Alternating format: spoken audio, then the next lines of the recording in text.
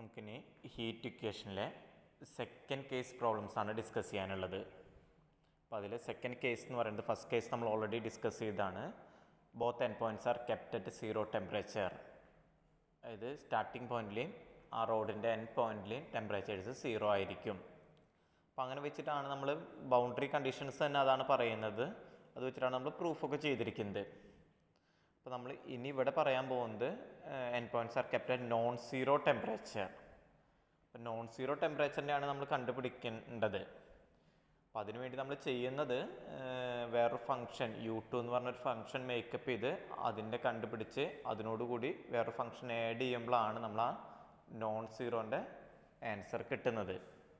അപ്പോൾ അതാണ് നമ്മളോട് മെത്തേഡ്. അപ്പോൾ ഫസ്റ്റ് ഇവിടെ പറയുന്നത് സ്റ്റഡി സ്റ്റേറ്റ് കണ്ടീഷൻ്റെ ഡെറിവേഷനാണ്. ഒരു സ്റ്റഡി സ്റ്റേറ്റ് കണ്ടീഷൻ സാറ്റിസ്ഫൈ ചെയ്യണമെങ്കിൽ യു എന്ന് പറഞ്ഞ ഫംഗ്ഷൻ എങ്ങനെയായിരിക്കണം എന്നാണ് അതിന് ക്വസ്റ്റ്യൻ. നോക്കൂ, ക്വസ്റ്റ്യൻ അല്ല, ജസ്റ്റ് അതിൻ്റെ സ്റ്റേറ്റ്മെൻ്റ് ആണ്. In steady state condition derive the solution of one dimensional heat equation. 3 മാർക്കിൻ്റെ ക്വസ്റ്റ്യൻ ആയിട്ട് ചിലപ്പോൾ ചോദിക്കാൻ ചാൻസ് ഉള്ളതാണ്. In steady state condition derive the solution of one dimension heat equation.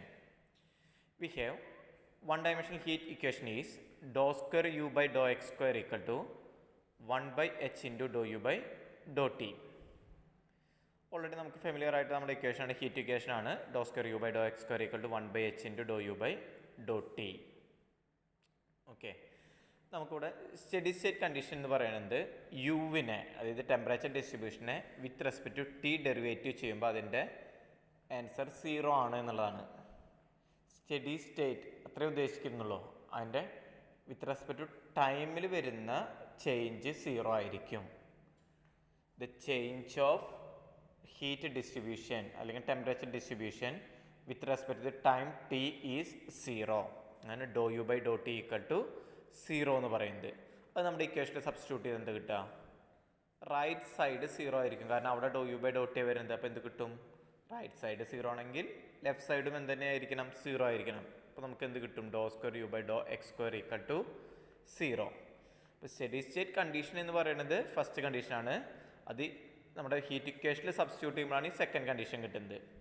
ഈ രണ്ട് കണ്ടീഷനും സാറ്റിസ്ഫൈ ചെയ്യുന്ന യു എന്ന് പറയുന്നത് എ എക്സ് പ്ലസ് ബി ആണ്. If you is of the form A x plus B, then the both conditions of steady state conditions are satisfied. That is dou u by dou t equal to 0 and dou square u by dou x square equal to 0. ഇതിനിപ്പോൾ ഇവിടെ എക്കും ബിക്കും ഒരു value ആണ് നമ്മളിതിന് കണ്ടുപിടിക്കേണ്ടത്. എയും ബിയും 0 ആവാം, അതല്ലെങ്കിൽ നോൺ 0 ആവാം. 0 ആണെങ്കിൽ യു എന്ന് പറയുന്നതൊരു കോൺസ്റ്റൻറ്റ് വരാം. എ 0യും ബി നോൺ 0 ആണെങ്കിൽ യു എന്ന് പറയുന്നതൊരു കോൺസ്റ്റൻ്റ് ആവാം. എയും ബിയും നോൺ 0 ആണെങ്കിൽ എക്സിലുള്ള ഒരു ഫംഗ്ഷൻ വരാം. ഈ 3 കേസുകളാണ് നമുക്ക് ഉള്ളത്, 3 ചാൻസുകളാണ് ഉള്ളത്. അപ്പോൾ ഇതാണ് നമ്മുടെ സ്റ്റഡി സ്റ്റേറ്റ് കണ്ടീഷനിലെ ടെമ്പറേച്ചർ എന്ന് പറയുന്നത് u equal to a x plus b. ഇത് വെച്ചിട്ടാണ് നമ്മൾ ഇതിൻ്റെ പ്രോബ്ലംസൊക്കെ ചെയ്യുന്നത്. അപ്പോൾ അതിൻ്റെ ബേസിക്കാണിത്. ക്വസ്റ്റ്യൻ 3 മാർക്കിന് ഇങ്ങനെ വരാം. In steady state condition derive the solution of one dimensional heat equation. Answer is u equal to a x plus B. Okay.